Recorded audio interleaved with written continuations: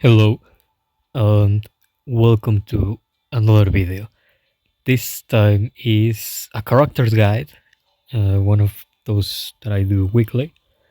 And today is turn of Jaldabaoth, as you may know for the title. And we're gonna be doing the usual, taking a look at all the specifications about the character and skills, as well as my recommendations in relics, awakening runes, themes and compositions. So yeah, it's time for Jaldabaoth, this brother of evil.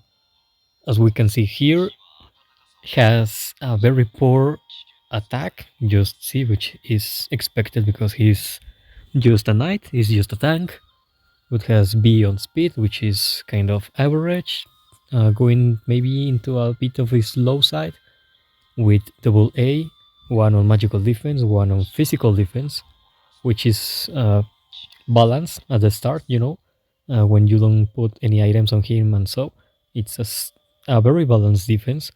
And one S on health or HP, however you know it, which is basically the best stat for a tank, and starts very good for the character.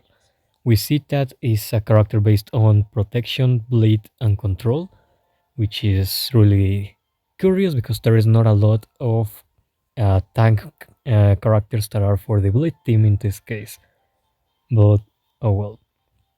As you can see here, I have him max level with 36k combat power, but I don't have his arc light. I'm gonna talk about that in a little bit, but don't worry for now. I have played with this character, and I have played in both with the character and against the character, and I can give you a nice guide about this character and what will be the best stats and things for him. So don't worry for that. The same goes for me having him 4 stars, almost 5 stars if you see this here. But yeah, this will be a more realistic approach because not everyone has this character max stars or something like that, and not everyone has the arc light. So yeah, going for the accessories, we see that level, or well, tier 3, he gains 5% reduction to the damage over time, tier 6, 10% health, tier 9, 10% physical defense. With this, from tier 9 on, we see that he is more inclined to have more physical defense than magical defense, despite his basic attributes being even at the start. But there's not much of a problem there.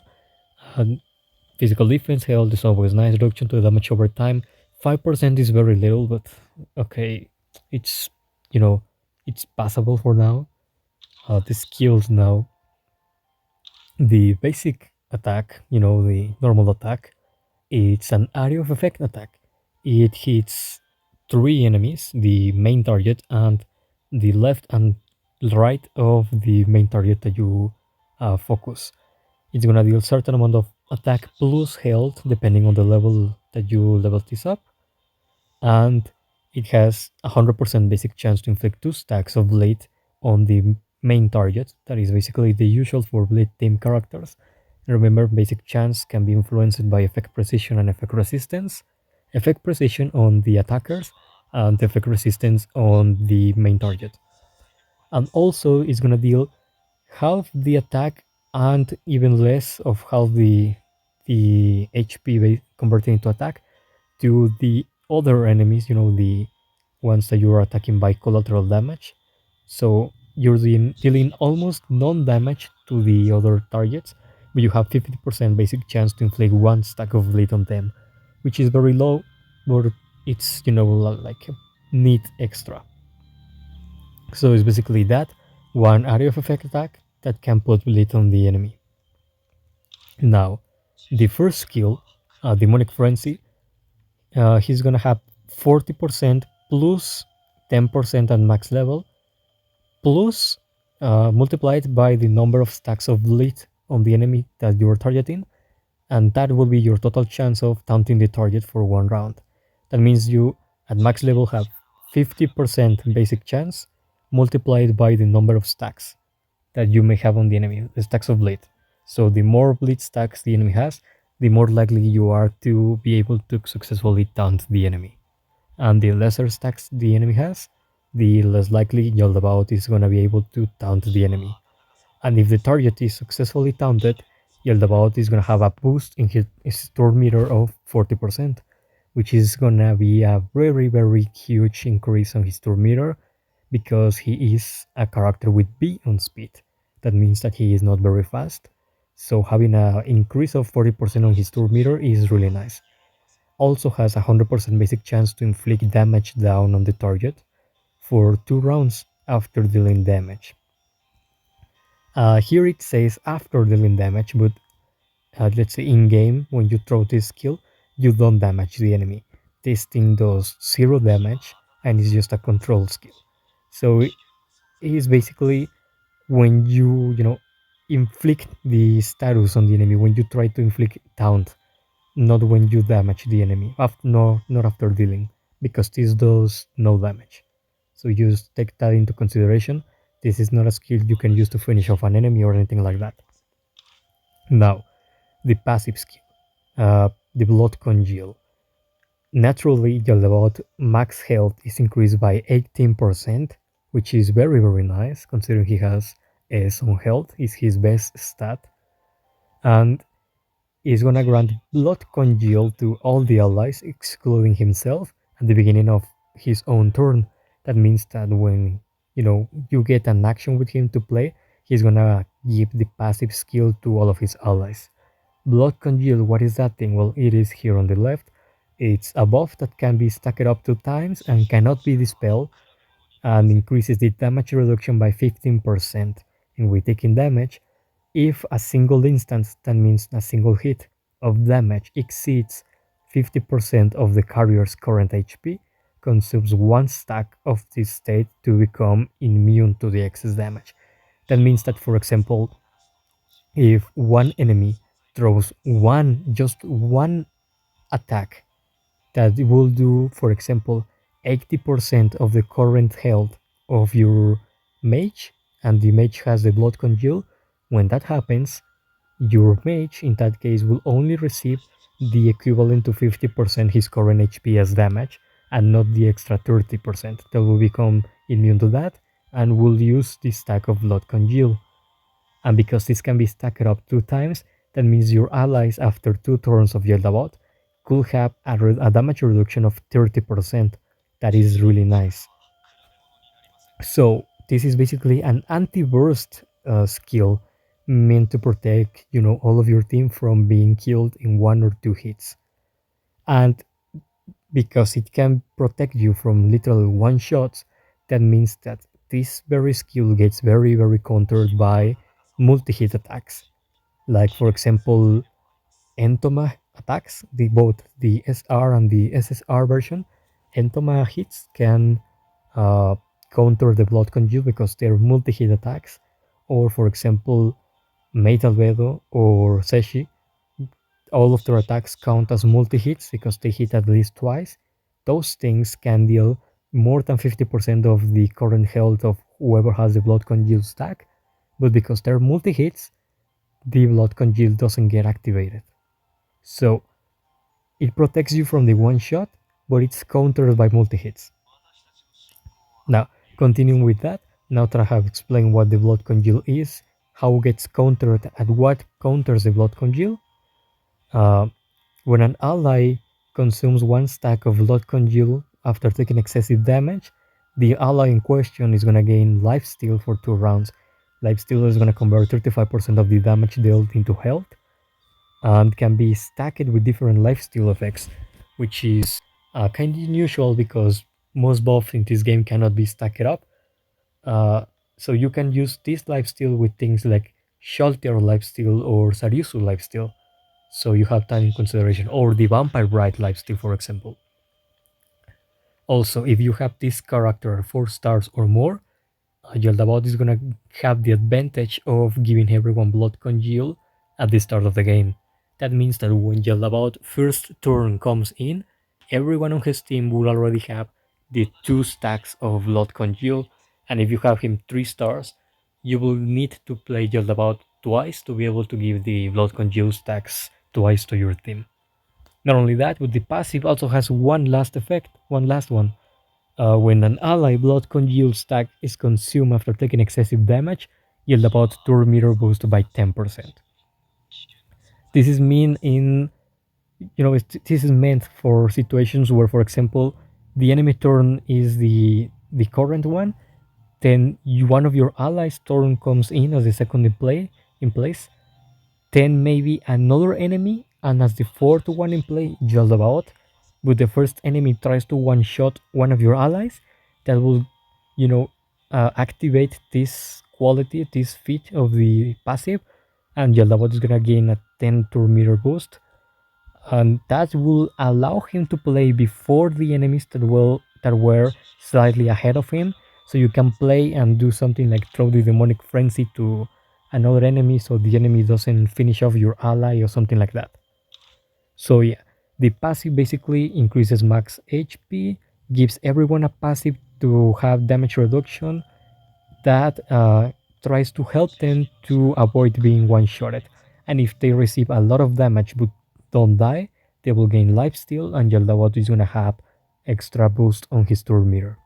Now, the ultimate skill, Tentacle Wings. It's an area of effect, bleed skill that also functions as a aid skill, as a supportive one. Launches a 3-hit attack. Each hit scales the certain amount of damage based on his attack plus his own HP, but it's a very low value, so you're not dealing much damage with this. And each hit has 70% basic chance to inflict the Blitz debuff that lasts 2 rounds on the target, the usual duration. Also, after using the ultimate, Jaldabaoth is gonna have the winged form for 2 rounds, and in this form he is immune to control and guards all allies for attacks.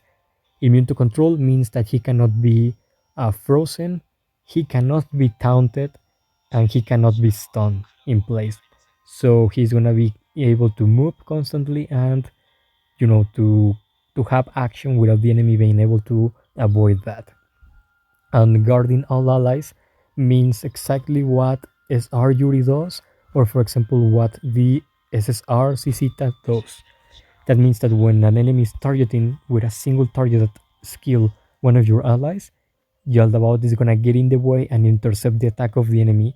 So your ally or the ally that was the original target doesn't get hurt, and instead Jaldabaoth takes the damage for the ally. That is the guard that he provides. And in this winged form, he is gonna have 50% fixed chance of countering the attacks after guarding an ally. That means that he will have a chance of, throwing the basic attack back at the enemy right after he gets hurt and he defended one ally. And because it throws the basic attack, he's gonna have an area of effect basic attack that has a chance of putting bleed on the enemy. Also, after using the tentacle wings, this is gonna have a different effect by the next activations. The next 2 activations or the next 2 turns, you're gonna have the option of reactivating this skill where he's gonna throw the same 3-hit attack that is an area of effect that is gonna hit everyone on the screen with the same chance of inflicting bleed on the enemy with no cooldown. That means that you could basically activate the ultimate 3 times in a row, the original activation, and 2 more with this form. After that, he's gonna assume his normal form, what we have seen, what we see here on the screen. He's gonna lose his wings, and his ultimate is gonna enter in cooldown. So you can choose between constantly spamming the tentacle wings or changing between tentacle wings, demonic frenzy, and tentacle wings again, depending on what you need or if you need a taunt or you don't need it. This is a skill mainly used to put as much bleed as possible on the enemies, because if you get lucky, you're gonna be able to put 3 bleed stacks on all the enemies in a single move, which is really really nice for characters like Kukyotos or Lupus Regina to attack. And uh, a little bit of damage, of course, with the extra that he's gonna be providing guard to his allies, which is not very useful nowadays because almost everyone has area of effect attacks, including himself. But if you know that you're against single target enemies, this is gonna be one way to counter them.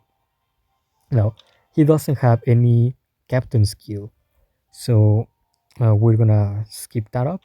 Um, Starts. I'm just gonna talk about the fourth and the fifth one, not the last star because that is what people is not gonna be able to get usually. But I'm gonna briefly say it. The sixth star upgrade is basically that when the blood congeal is consumed, the ally has a fixed chance, depending on the bleed stacks, plus a fixed 50% of regaining the stack. So they can use the stack and obtain another stack right away. It's just that. It's not a big deal. The 4-star upgrade is gonna make Jaldabaoth give the blood congeal as soon as the game starts to everyone. And the 5-star, the fifth star is gonna make him heal himself after throwing his ultimate based on the number of lead stacks that the enemy has and based on 6% of his own HP. That means that at 5 stars, Jaldabaoth is gonna have like a mini champion set effect. Champion set basically heals the user after every action. It will be very similar. Yaldabot throws the ultimate, he's gonna heal after using the ultimate, and the more split stacks the enemy has, the more he's gonna heal. That's it.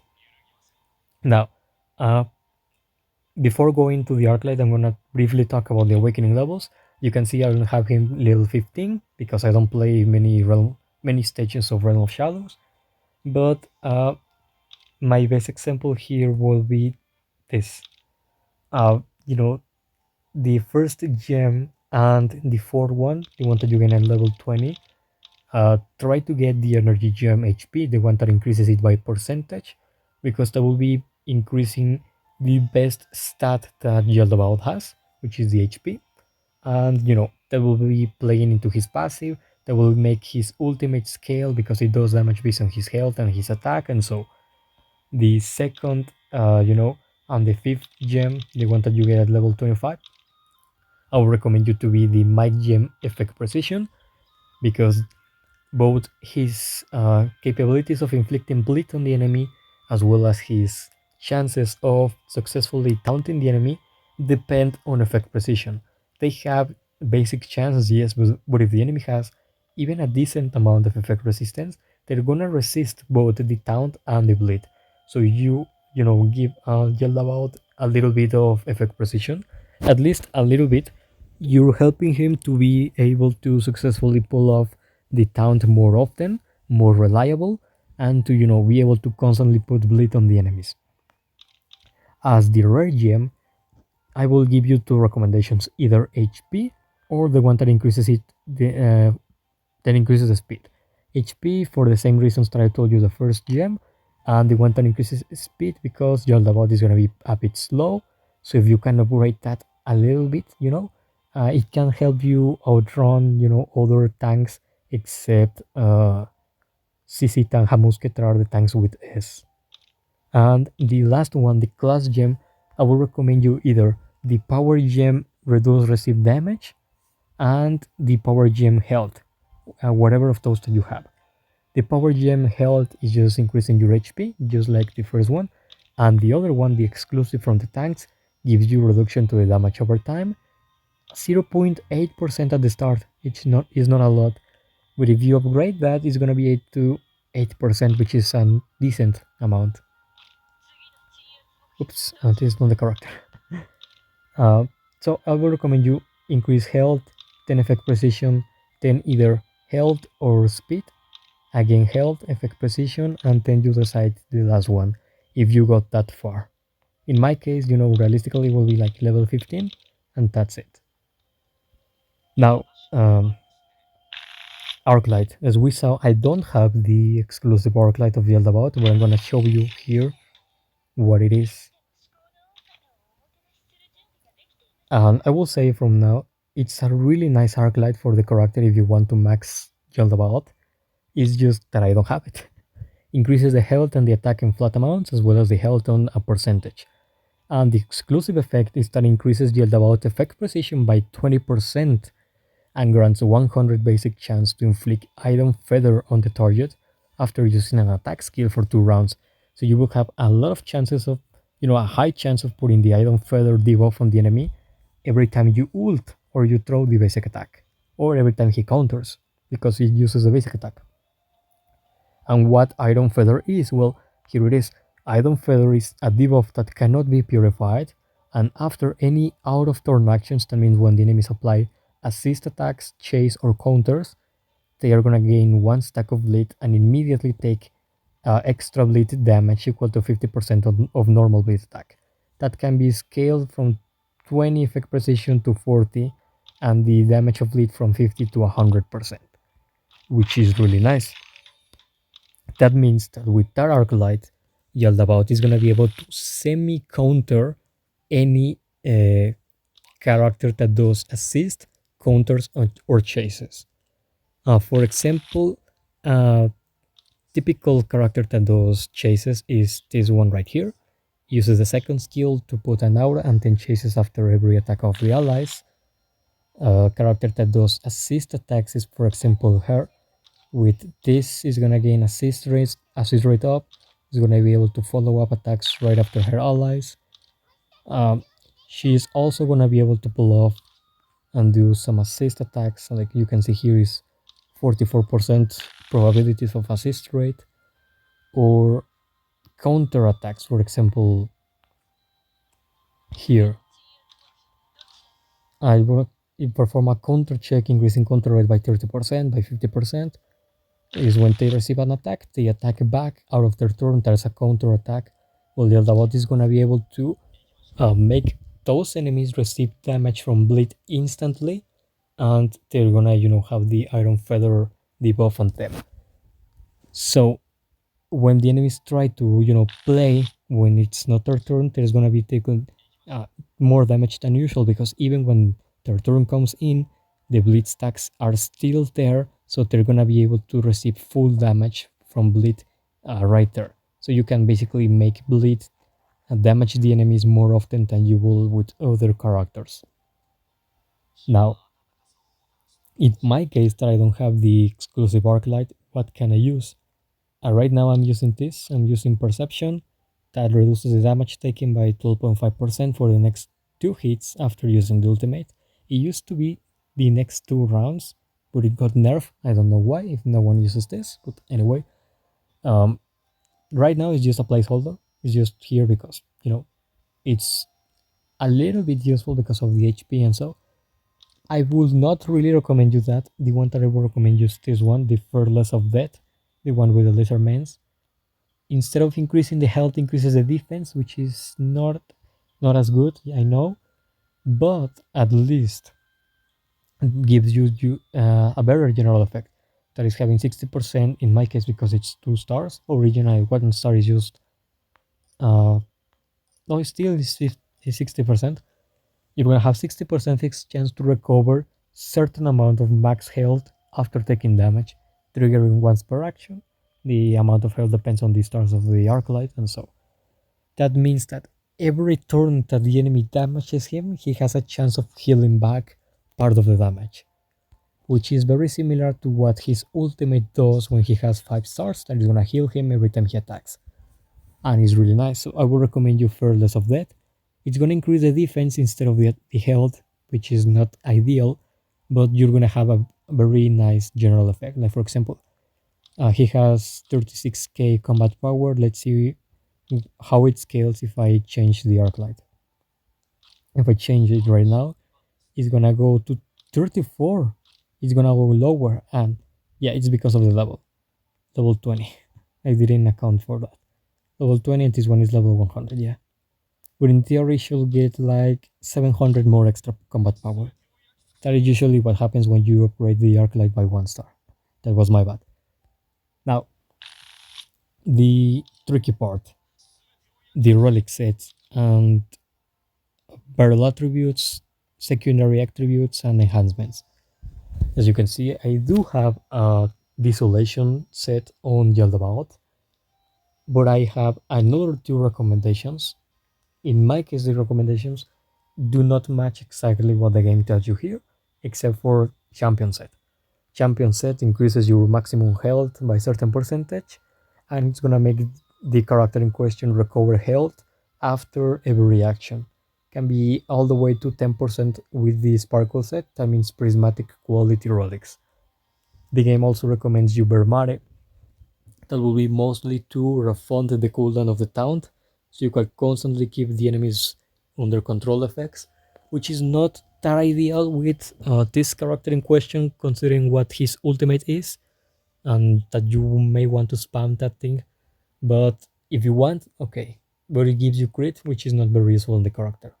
Instead of the Vermare set, I will recommend you the Red Dragon set.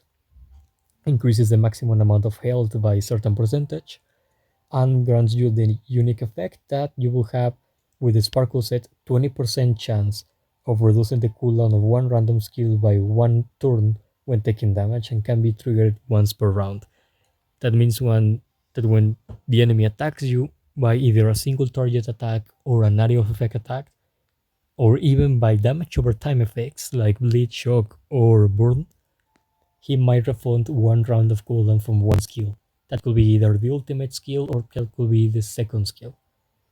If, for example, you use the ultimate skill, the Tentacle Wings, and then the next turn you use the Demonic Frenzy, and the cooldown reduction activates, what is going to happen with the mechanic effect is that because the Tentacle Wings changed the effect after the first use, the cooldown refunded will go directly to the Blood Frenzy. So with that, as long as you use the ultimate for the first time, every cooldown reduction will go to the Demonic Frenzy, while Jaldabaoth has the winged form. Only when he doesn't have his wings deployed is when the Dragon set is gonna refund cooldown from his ultimate. So with that, you could kind of control what skill you're gonna get refunded. But it's, something that is gonna take you a little bit of practice. Now, my favorite set on him would be the Desolation set. What does Desolation set gives? Well, gives you with the prismatic quality sets or pieces 30% effect precision, which is not bad at all. It's really nice. And it's going to give you 75 or 30%, depending on the nature of the attack, fixed chance to inflict a random damage over time effect on damage dealing skills. Basically, what happens on this exclusive effect is that if you throw a single target attack, you're gonna have the 75% bonus fixed chance to inflict the random damage over time effect.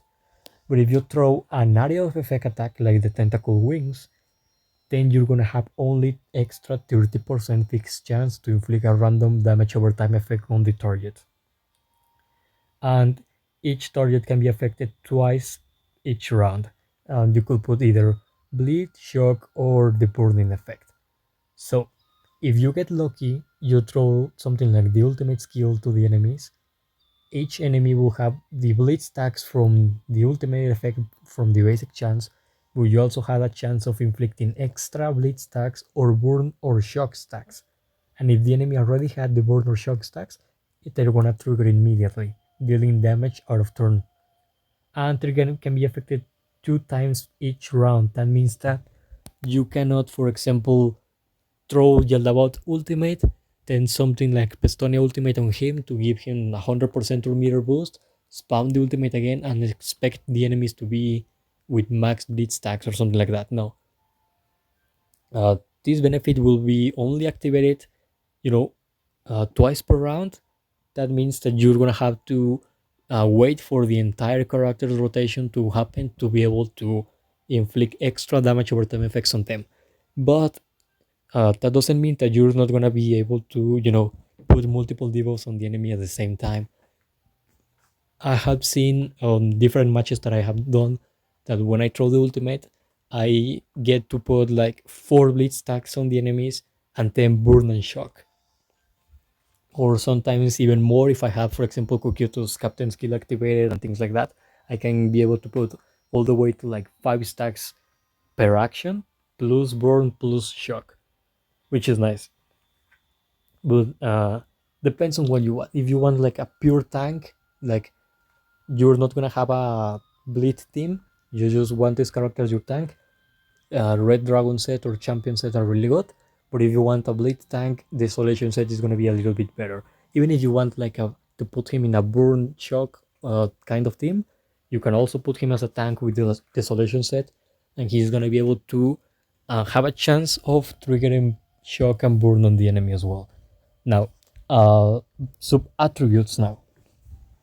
As you can see here, I do not have a lot of, you know, good stats. There are just B's there. He's a C, an A, all A's here. More B's is not really the best, but they're kind of placeholders because my main tanks already have all the best relics equipment that I have available to me.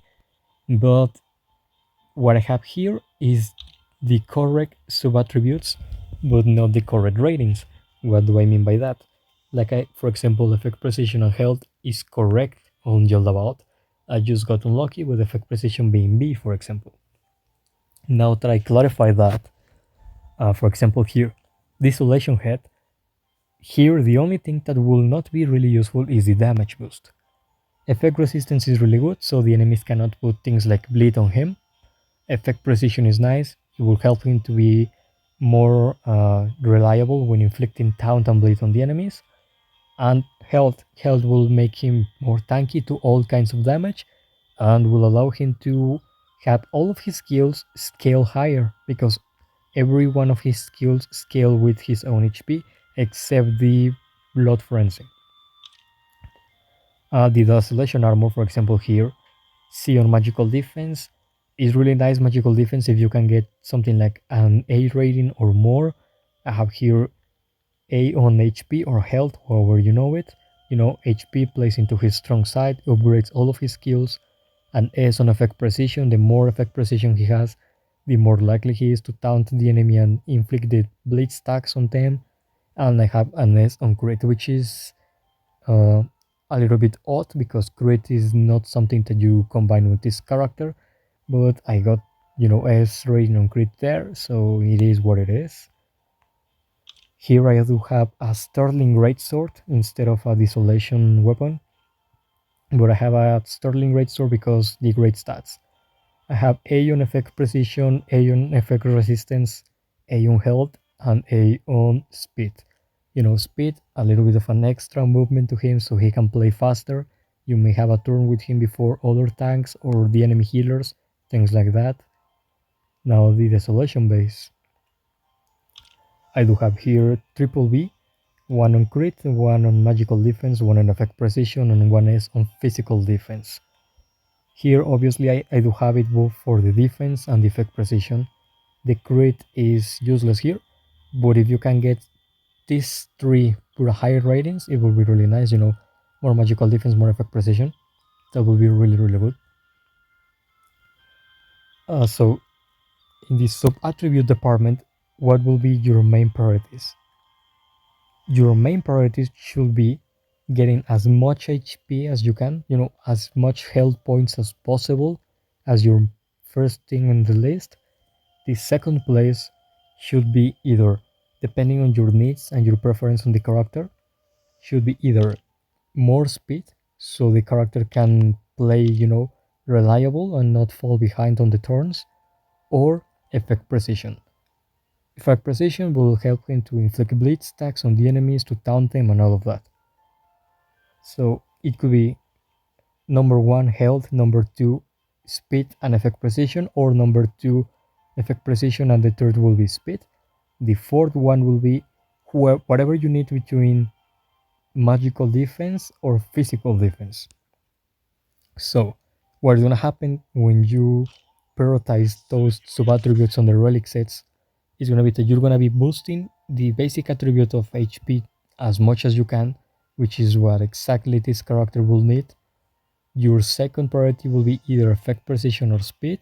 You can see here on my basic attributes what I prioritize. In this case was effect precision, but in your case could be speed, and there is not a single problem with that. And your number 3 will be the other one that you left behind. So if it's effect precision 2, then speed is 3, and vice versa. And the last ones will be physical and magical defense. Depending on what you need or what you get, sometimes you're gonna get lucky and get higher ratings on physical defense. Sometimes you're gonna have higher ratings on magical defense. So it depends on your luck there and what kind of teams you want to, you know, counter with this character. If you want to use him against, chase, counter, and assist teams, then upgrading the physical defense will be the best option because most characters that do out of turn movements do physical damage. And magical defense will be more if you're facing multiple mages at the same time, like burn teams, shock damage teams, Pleiades teams, things like that. So depends on what kind of compositions do you want to fight or do you want to counter. Now, uh, relic enhancements. As you can see, I do not have a lot of enhancements, potions right there, and I do not have the best enhancements on this character right now because he's not any of my main characters. But I can give you a little bit of an example of what will be good and what will not be good on this character. The first one that I would like to recommend you as much as possible to upgrade on him is Riddle with Holes. Riddle with Holes enhancement at level 1 makes that the primary target, if the primary target has bleed, you will have 16% fixed chance to trigger the target bleed each time you attack him. And because the ultimate skill is a 3-hit combo, you will have 3 chances of triggering bleed on the enemy. Almost 3 times you're gonna have 16% fixed chance of triggering it.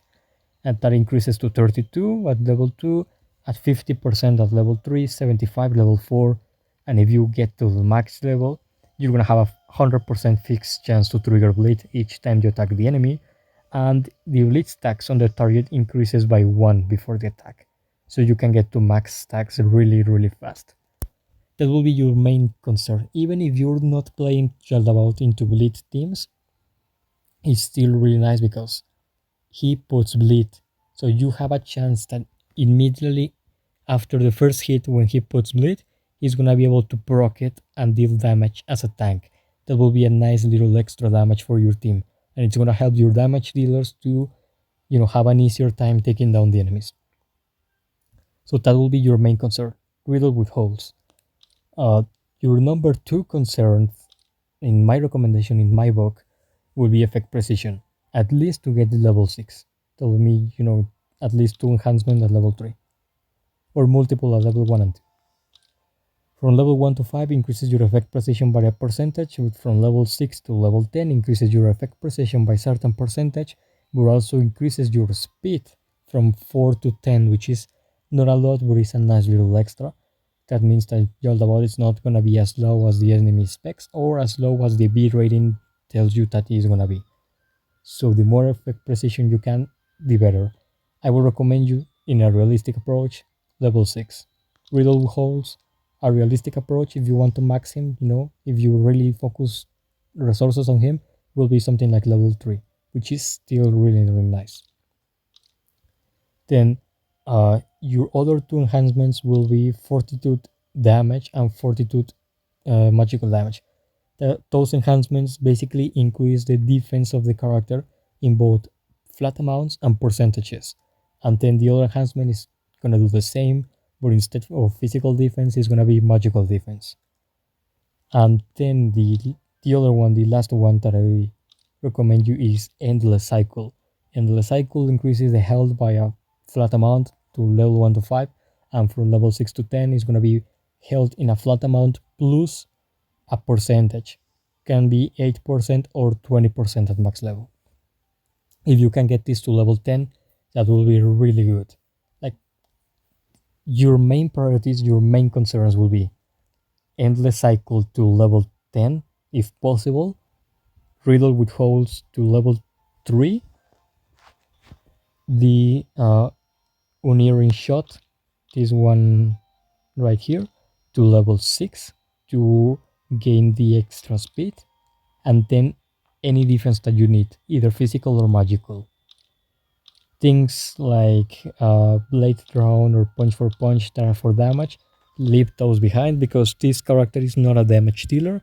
There is one composition when you can make him a damage dealer, but you will need to sacrifice a lot of things for that. And he will lose a lot of his tanky capabilities. So forget about that, in my opinion.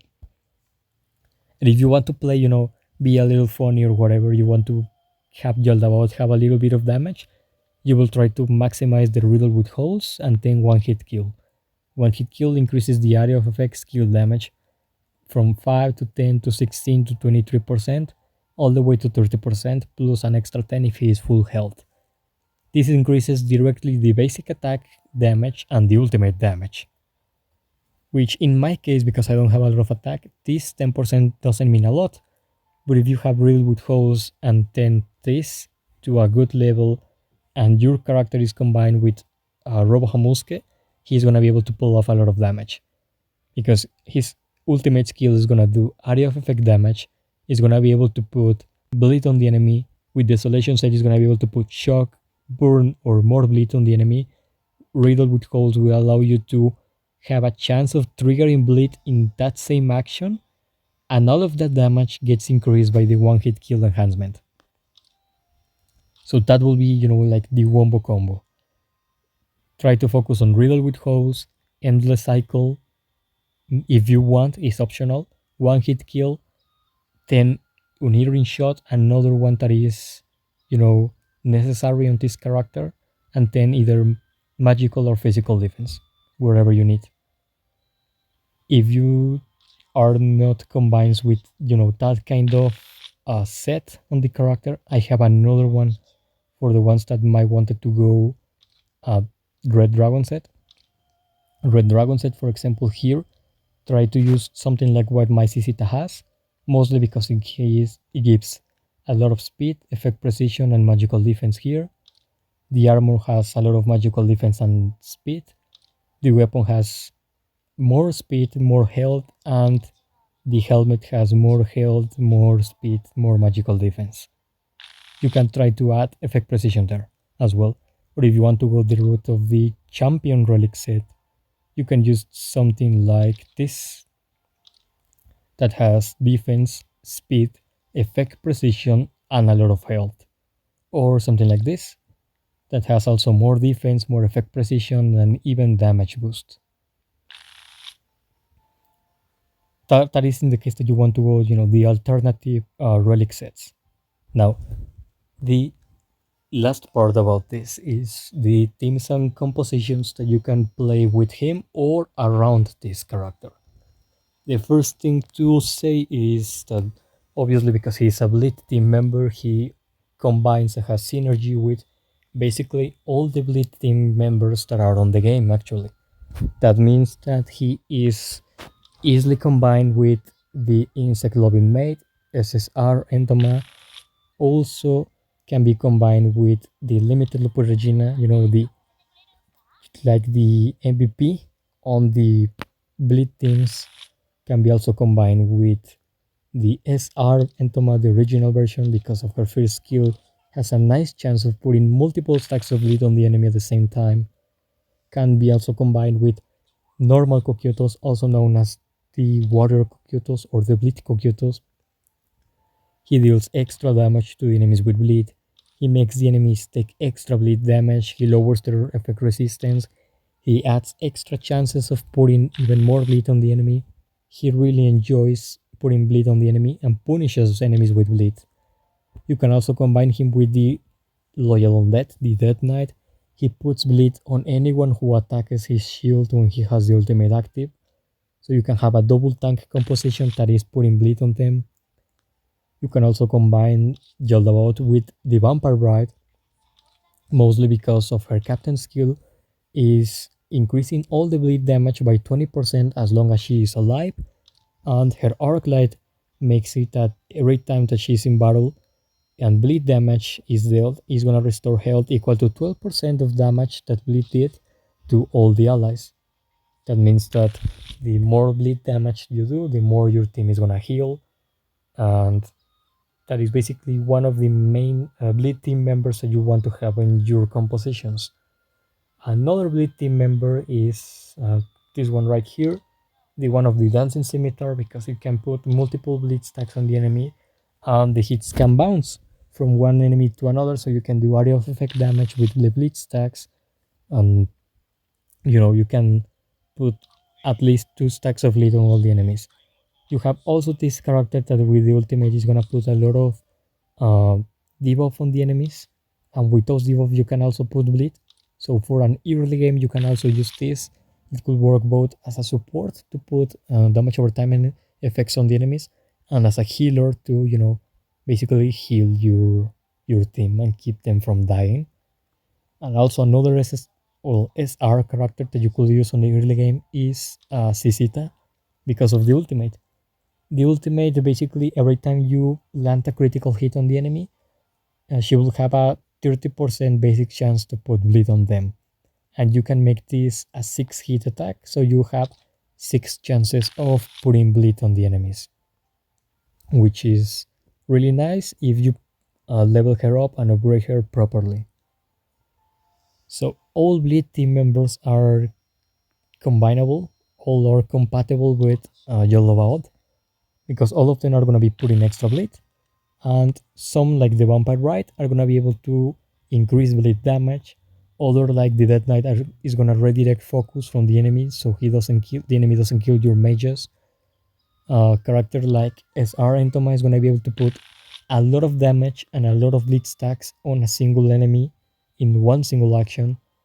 Uh, Kokyutos already punishes enemies with bleed, dealing extra damage to them. Lupus Regina is going to be able to increase the maximum cap of the bleed stacks on the enemies. She's also going to be able to trigger bleed multiple times and transfer the bleed stacks from one dead enemy to the next enemy with the lesser bleed stacks. While the SSR Entoma with the ultimate skill is going to be able to put a special debuff on the enemy that makes bleed undispellable.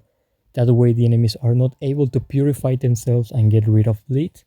Not only that, she also does a ton of damage, is a crit based character, so even if the enemy has high defense, she is gonna be able to do a ton. And she actually punishes tanks that use support and sharing skills. So she's gonna be able to punish things like Valkyrie Shelter or Sisita. In fact, she is able to punish enemies that use Jaldabaoth himself, because she can not only bypass Jaldabaoth defense, but hurt both the target that was protected by Jaldabaoth and Jaldabaoth himself. So you have all of those Bleed team members to combine with Jaldabaoth, but those are not the only ones that you can combine with him. If you want to, you know, be a little bit annoying, you can go full tank and annoy the enemy just by being immortal, by being very hard to kill so the enemy surrenders in the tournament mode, or things like that. That will include tanks like obviously himself, tanks like Sisita, tanks like Hamulski or uh, Shelter, Valkyrie version, Kokyutus, the one with the katana, or Albedo with her armor. All of those are tanks with incredibly high HP, tanks that are either really good at controlling the enemy or that can resurrect. So even if the enemy manages to bring them down once, they're gonna have to do that same thing all over again. Or if you want, by some reason, like for example just for the fun, to make it yell about a damage dealer in your team, what you will be able to combine with him is Victim. This guy right here is a mage, an area of effect mage that can stun the enemies, can render the relics useless, and can, deal a lot of crit. But here will be in this composition for the passive skill, the Flesh Sacrifice. He's basically gonna increase everyone's attack on his team based on both his attack and his own missing HP. When he starts the battle, he has only 50% of his original health. The rest will be literally an extra increase on attack to his team. So he's gonna be increasing Jaldabaoth attack. Also, you're gonna have a Musketeer because of the passive skill. Is gonna basically add extra physical defense to everyone on his team, to all of his allies. But also, because of this point, when an ally damage skill is used, it deals additional true damage, that means damage that bypasses all the defense and goes directly to the health, equal to 75% of a musket physical defense. So this character is going to increase all the multi-hit attacks from Jaldabaoth on the passive skill, on the basic attack and the ultimate skill. Also, If you want to increase even more his own attack, aside of victim and Hamuska right there, what you can do is to put another character that counters, like her, for example. So she puts a shield on Jaldabaoth when he has his winged form, and when the enemy tries to attack back, Jaldabaoth is gonna get in the way because he's on the guarding state. He's gonna receive the damage. The shield is gonna block the damage, so Jaldabaoth doesn't get hurt, and she is gonna be able to perform a counter check on the enemy, dealing extra damage. And Jaldabaoth will also have his 50% fixed chance to perform a counter attack on the enemies, putting more bleed on the enemy, and an extra damage on them. So you have chances to make him, your carry on the team. Your character that's gonna be able to basically destroy everyone there. If you want, for example, another character that might be able to support him in any kind of composition that you play him is gonna be Pestonia, the one right here. Uh, for two things, well, three. One, the ultimate skill. Two, the arc light, and three, because she's a healer. The point three is the easiest one. She's a healer, so if Yaldabaoth gets low on HP at any point, she's gonna be able to heal him, and that's it, save him from danger. The second point is the ultimate skill. The ultimate skill basically heals the ally by a ton of Pestonia's HP and increases their turn meter by 100%. That basically gives them another action. And not only that, but purifies 3 debuff from the main target. In this case will be Jaldabaoth. Plus her arc light increases the healing if they are half HP or less, and has a chance of reducing 1 round cooldown from a random skill of the ally. So she's gonna be able to, for example, help Jaldabaoth to have his demonic frenzy sooner, or the winged form faster than expected. So what you have here is that you can combine him with either Pestonia, Victim, Hamuske, Tank Albedo, Tank Kokiotos or Shaltiar, any Bleed team member, and that will give you at least 3 different compositions, one Bleed based, one tank based, and another to support him as a carry. If you want to be extra annoying to the enemy with Jaldabaoth, you can combine him in a control team. Control team will include characters like Saryusu, or like No Death No Life, also known as Seshi, this one right here. Controlled characters are controlled, well, enemies, or in this case, allies, that are able to inflict control debuff on the enemy. That includes freezing the enemy, taunting the enemy, silencing the enemy, or stunning the enemy. Silence, for example, could be Nigredo, the addition on the team. What you will do basically is that you will use one stun to make one enemy lose their turn. The freeze of Saryusu in another different character, the silence of Nigredo in this example to silence another character from throwing a skill, and then you still have Jaldabaoth with his taunt to nullify another character, another enemy, a different one, from having a turn with a skill. And that basically allows you to control the pace of the game. You decide when the enemy can throw a skill and when they cannot. That obviously will give you the advantage because you can decide when the enemy is going to be able to attack you to full power and when they cannot. The compositions can, be different depending on what characters you have or what do you want. You can have half a bleed team, half a control team, or whatever. And two more things to say, just two more, and then it's over. Our vote for the bleed team. If you want to use Jaldabaoth in a bleed team, I'm gonna give you two specific compositions. One that is an SSR composition to maximize the bleed damage with Jaldabaoth, and another that is a cheap SR composition for anyone that is low level or that doesn't have many bleed characters and has Jaldabaoth. You're gonna be able to use. The easy one will be the cheap composition. The cheap composition will have SR Entoma, this version right here. She's gonna be able to throw a multi-hit attack with the first skill that is gonna be able to put up to 7 bleed stacks on the enemy if you get lucky. If you don't get lucky, you could put from 2 to 5 bleed stacks. But if you get lucky and have good effect precision, you can put all the way up to 7. That will be the first one. The second one will be the Vampire Ride. The Vampire Ride basically will be on that composition because Her ultimate can put bleed on the enemies and can heal both herself and the ally with the lowest HP. Also, her captain skill is going to increase bleed damage by 20%, and her arc light is going to heal everyone on her team every time bleed takes effect. So if you have Jaldabaoth, arc light, and the enemy counters, they're going to suffer from bleed and your team is going to heal. That is synergy right here. So it's going to be the Vampire Rite as the second one. Of course, you're going to have Jaldabaoth there. And as the fourth and last character, you could decide between either any hero that you want to use, because it's what you have, like Pestonia or Pandora's Actor, for example, or, because it's a cheap composition, Water Cocytus. Everyone has him. And if you don't have him, it's because you have played very little. Because you can get him in the 30 free summons at the start of the game, or the 30 rerolls, or you can also obtain him via the 1,000 free summonings with some kind of tokens that the game gives you at the start of the game. Each day that you log in, you can have a chance of obtaining him.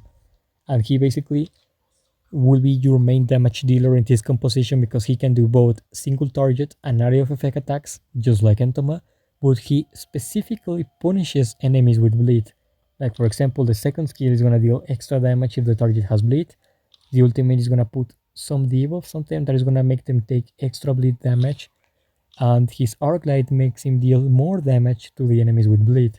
So he's your executioner, and pretty fitting because look at his weapon.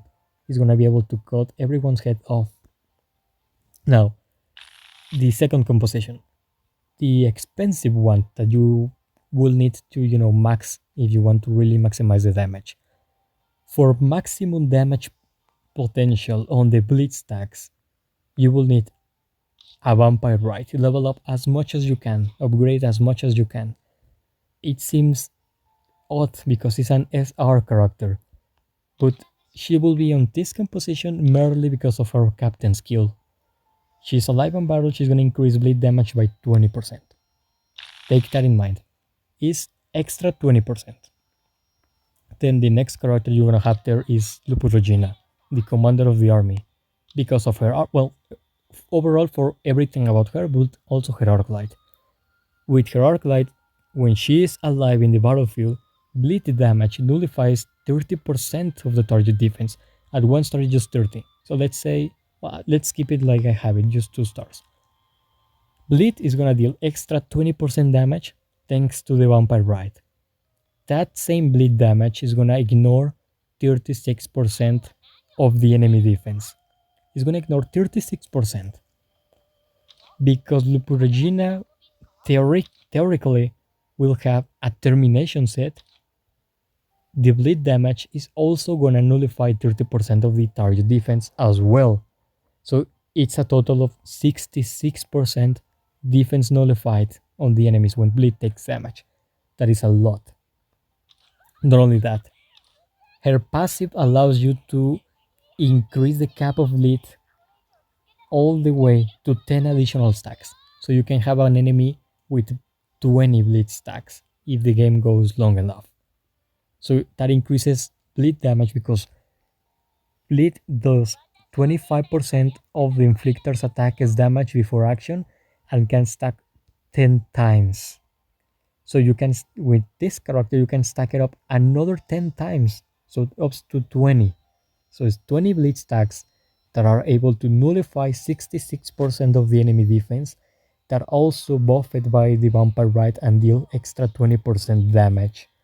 That if one enemy dies, all of those stacks are going to transfer from that dead enemy to the next enemy with the fewest bleed stacks. So you conserve your progress there.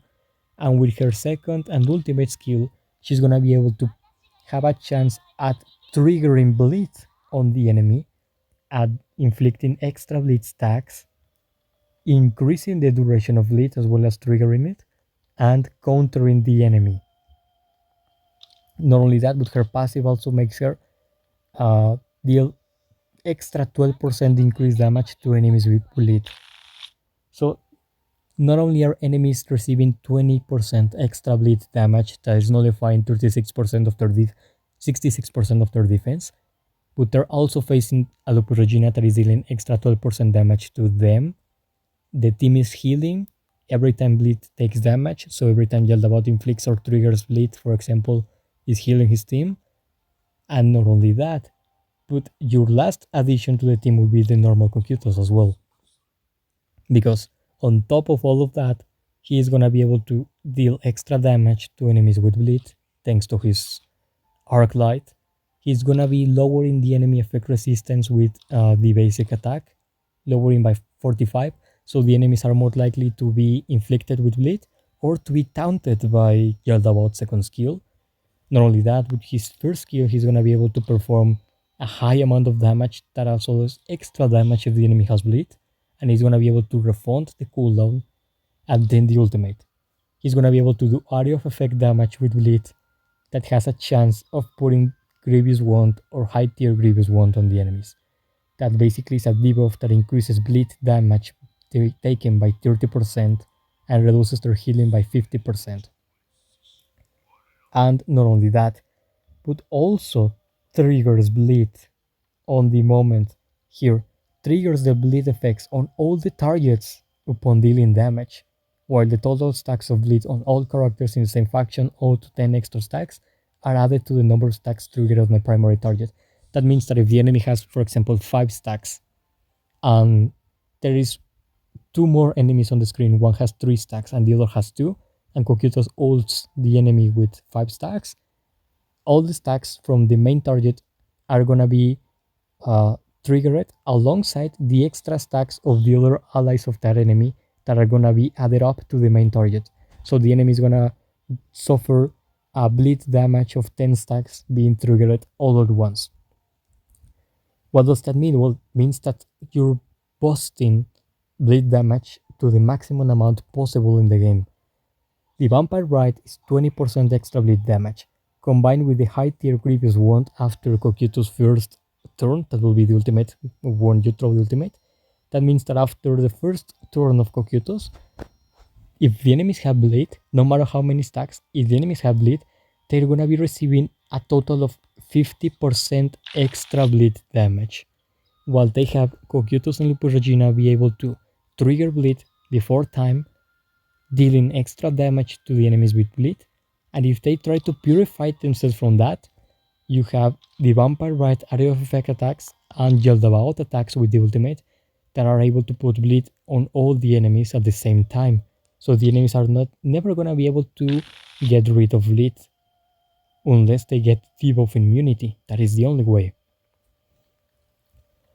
But there is one variation. If you don't like the Vampire Rite on your team because she is an SR character and might be too squishy, it might die too easily, your replacement there will be the SSR version of Entoma.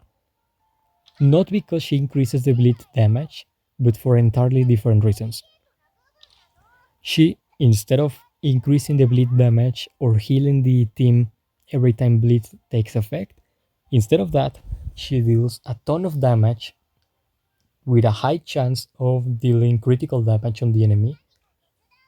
That also is able to punish the tanks that use support and sharing defenses. That also bypasses the same defense, the same skill of support and sharing that multiple tanks in the game use. So you have one ranger character that can bypass the tanks on the enemy team, punishes the tanks that try to support the allies to mitigate the damage, and she puts the Insect Swarm, a special debuff that can stack 10 times, just like Bleed can, but this thing, the Insect Swarm, cannot be purified, so the enemy cannot get rid of this thing, and each time that Entoma basically deals skill damage to the enemy, she's gonna be consuming one stack of the Insect Swarm to deal extra true damage equal to the attacker's attack with the true damage equal to the attacker's attack on the target defense plus 60% plus the stacks of bleed. Basically, what uh, what is going to happen when Entom attacks someone with the insect swarm debuff on them is that she is going to be able to do extra damage, true damage that bypasses all the enemy physical defense based on 60% of her attack multiplied by the bleed stacks that the enemy has at the time. So she's gonna be able to technically do extra damage to the enemies that have bleed stacks compared to the enemies that do not have any bleed stacks.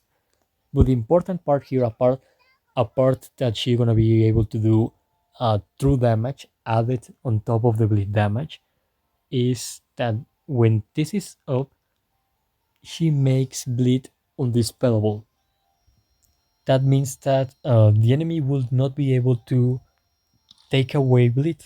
They are not gonna be able to uh, purify bleed and get away with it, and nullify all of your extra damage on these kind of compositions. So basically, instead of extra bleed damage, you will have a carry that will do extra damage on her turn, not with the bleed.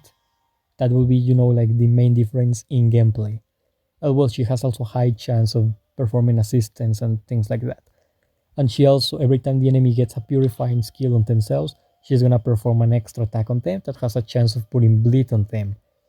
And every time the enemy receives damage over time effects with bleed, or every time that 4 assist attacks are performed, she's gonna be able to gain bullet bug, that is basically a buff that allows her to do extra attacks on each action that she has. It could be either assist attacks or normal attacks that you get on her turn. Could be the basic, the first skill, or the ultimate attack. So if you don't want the vampire right because she might be too fragile, you can use Entoma for a heavy hitter, a carry on your team. And that composition, if you have the vampire right, you will have Lupus Regina and Coquito being 2 warriors, the vampire right 1 ranger, and Jaldabaoth 1 tank. If you want to change it for Entoma, it will be the same. Lupus Regina and Coquitos are both warriors, Jaldabaoth the tank, and then you have Entoma as the ranger. What is gonna happen is that both Entoma and the Vampire Ride are gonna be able to do heavy damage. Entoma will do way more than the Vampire Ride, but still, Lupo Regina is gonna be able to do tons of damage to lower the enemy to like the last 30% of their health. Yaldabaoth is gonna be able to put a lot of bleed stacks on the enemies and stay on guard in case that the enemy has a turn, in case the enemy might retaliate or something like that. He's gonna be able to be your line of defense. And Conkyuto's turn is gonna be what comes last and executes everyone with the ultimate because he has Sion speed, so he naturally is gonna be playing last, but he's gonna be the one that kills them.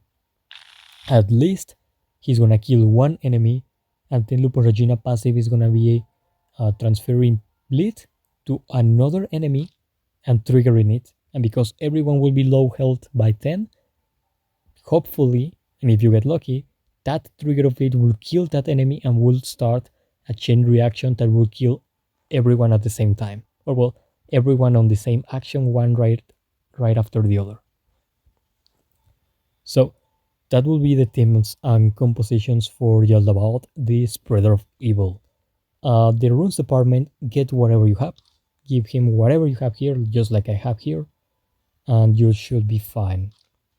So you have multiple themes to use and have fun with that. The next video, I think, is going to be the practical version of this. What does that mean? Means that I'm going to be using the themes that I told you with the same relic sets, with the same upgrades that I said, and I'm going to go to the arena mode and fight different themes and compositions that I find here using what I told you. I'm going to be using bleed themes, I'm going to be using full tank teams, I'm going to be using teams to increase Jaldabaoth damage, and showing you all the synergies that I told you. That will be next part of the guide. So that will be basically everything at this point. And if you have any, suggestion, if you want to request a different character guide or something like that, you can ask me in the comments and I might look into it. Like if I do have the character, I might do it. Or if you say one character that I already did a guide, I'm gonna search up my own guide and pass you the link and all of that. But if I don't have the guide, I might try to do it. I usually do the guides each Friday on the morning and upload them the Fridays on the night or the morning of the Saturdays. So if you want a guide, those might be the days where I'm gonna be dropping the guides. And I don't do only of characters, I also do guides of compositions, like for example, the the ultimate composition to increase the bleed damage that I told you. I could do an entire guide of that and show you that team and how it works and how every team does something special to increase the bleed damage. But that is something for another video. With everything said and everything clarified, thanks for hearing my awful voice, being here for probably over an hour, maybe. And yeah, that will be all. I don't know what will be my next guide, but uh, you know, I might announce it in the description of the next videos or whatever. Maybe I do an update on the channel, a publication or whatever. So yeah, thanks for being here and bye bye.